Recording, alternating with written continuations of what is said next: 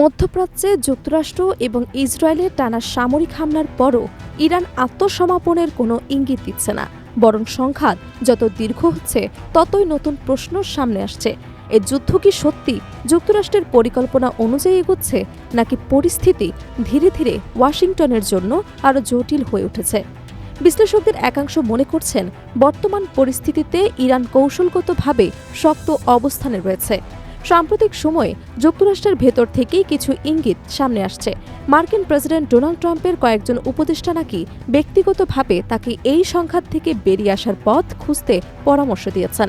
তাদের মতে, যুদ্ধ যত দীর্ঘ হচ্ছে ততই অর্থনৈতিক এবং রাজনৈতিক চাপ বাড়ছে। তাই একটি এক্সিট র্যাম্প বা নিরাপদ প্রস্থান কৌশল এখন বিবেচনা করা জরুরি হতে পারে। বিশ্ব বাজারেও ইতোমধ্যেই যুদ্ধের প্রভাব পড়তে শুরু করেছে। আন্তর্জাতিক বাজারে তেলের দাম দ্রুত বাড়ছে, যার সরাসরি প্রভাব পড়ছে যুক্তরাষ্ট্রের ভেতরেও। জ্বালানি মূল্যবৃদ্ধির সঙ্গে সঙ্গে বাড়ছে দ্রব্যমূল্যেরও।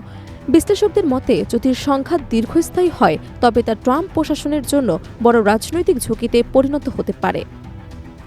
তবে প্রকাশ্যে ভিন্ন চিত্র তুলে ধরেছেন প্রেসিডেন্ট ট্রাম্প। ফ্লোরিডায় সাংবাদিকদের সঙ্গে আলাপকালে তিনি দাবি করেন, সামরিক অভিযানের অধিকাংশ লক্ষ্য ইতিমধ্যেই অর্জিত হয়েছে। তার ভাষায়, যুক্তরাষ্ট্র নির্ধারিত সময়ের আগেই এগিয়ে আছে। ট্রাম্প আরও বলেন, তার বিশ্বাস এই যুদ্ধ খুব দ্রুত শেষ হয়ে যেতে পারে, তবে যুদ্ধের সমাপ্তির জন্য তিনি কোনো নির্দিষ্ট সময়সীমা উল্লেখ করেননি। একই সঙ্গে আরেকটি বক্তব্যে গুরুত্বপূর্ণ ইঙ্গিতও পাওয়া গেছে। ইরানের জনগণ যারা বর্তমানে শাসনের বিরুদ্ধে বিদ্রোহ করেছেন তাদের সহায়তা করার বিষয়ে প্রশ্ন করা হলে ট্রাম্পের উত্তরে বোঝা যায় তিনি এখন দ্রুত সংঘাতের সমাপ্তি চাইছেন।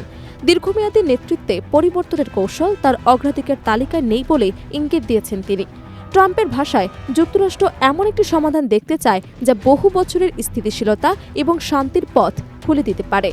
তবে যদি সেই সমাধান সম্ভব না হয়, তাহলে সংঘাতকে অযথা দীর্ঘায়িত করার পরিবর্তে দ্রুত সমাপ্তির পথ খুঁজে নেওয়াই যুক্তিযুক্ত। তবে তার এই বক্তব্যে কিছুটা হতাশার সুরও লক্ষ্য করা গেছে, কারণ ইরানের সাবেক সর্বোচ্চ নেতা আলী খামেনি নিহত হবার পর ধর্মীয় নেতা হিসেবে তার ছেলে মোস্তফা খামেনিকে নিয়োগ দেওয়ায় ট্রাম্প অসন্তোষ প্রকাশ করেছেন। তার মতে, এই সিদ্ধান্ত স্পষ্ট ইঙ্গিত দেয় যে তেহরান পিছু হটার কোনো পরিকল্পনা করছে না। এদিকে ট্রাম্প প্রশাসনের ভেতরেও মতভেদ বাড়ছে বলে বিভিন্ন সূত্রে জানা গেছে। কিছু কর্মকর্তা মনে করছেন, যদি ইরান আঞ্চলিক দেশগুলোর ওপর হামলা অব্যাহত রাখে এবং ইসরায়েল ইরানি লক্ষ্যবস্তুতে আঘাত চালিয়ে যায়, তাহলে যুক্তরাষ্ট্রের জন্য এই সংঘাত থেকে বেরিয়ে আসা আরও কঠিন হয়ে পড়বে। বিশেষ করে এখন বড় উদ্বেগ হয়ে দাঁড়িয়েছে স্ট্রেইট অফ হরমুজ।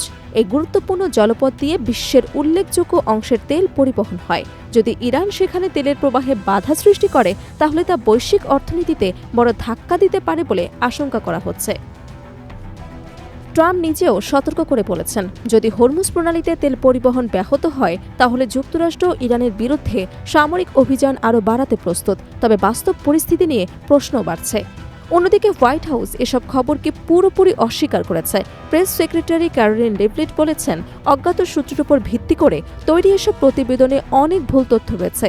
তার দাবি, প্রেসিডেন্ট ট্রাম্পের শীর্ষ উপদেষ্টারা দিনরাত কাজ করছেন সামরিক অভিযান অপারেশন এপিক ফিউরি সফল করতে।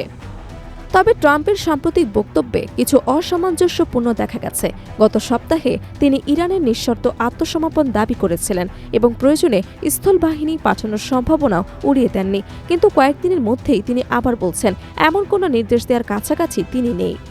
এদিকে তিনি বলছেন, যুদ্ধ দ্রুত শেষ হতে পারে, আবার অন্যদিকে প্রয়োজনে যুক্তরাষ্ট্র আরও কঠোর পদক্ষেপ নিতে পারে বলেও সতর্ক করছেন। এই দ্বৈত বার্তাই এখন আন্তর্জাতিক অঙ্গনে নতুন প্রশ্ন তৈরি করছে। এই সংঘাতের শেষ কোথায় এবং শেষ পর্যন্ত কার পক্ষে যাবে যুদ্ধের পাল্লা? Desk report, Dhaka.